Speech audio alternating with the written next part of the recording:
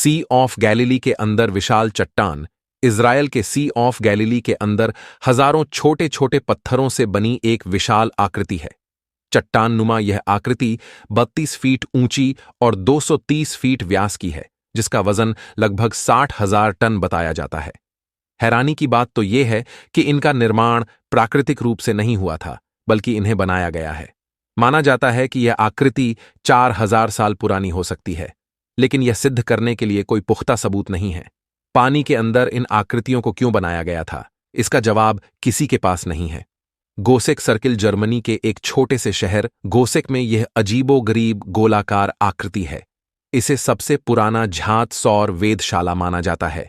ये आकृति करीब 250 फीट में फैली हुई है। इसे जर्मन स्टोनहेंज के नाम से भी जाना जाता है।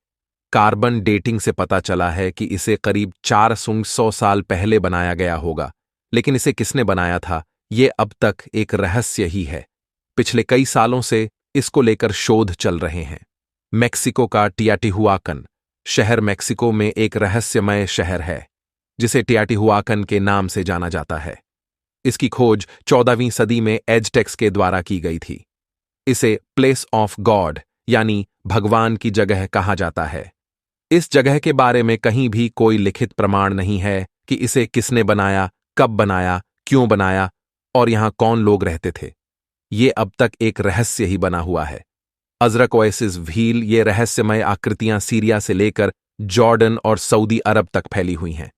वैज्ञानिकों के मुताबिक इन आकृतियों को 800 साल पहले बनाया गया होगा। हालांकि यह सिर्फ एक अनुमान है। इन्हें सबसे पहले साल 1927 में देखा गया था, जब ब्रिटेन के रॉयल एयरफोर्स का विमान इस इलाके से गुजर रहा था।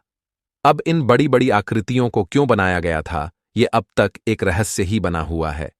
नैन मडोल ऑस्ट्रेलिया के टेमवेन द्वीप के पास हजारों साल पुरानी एक खंडहर बस्ती है, जो चारों तरफ से पानी से घिरी हुई है।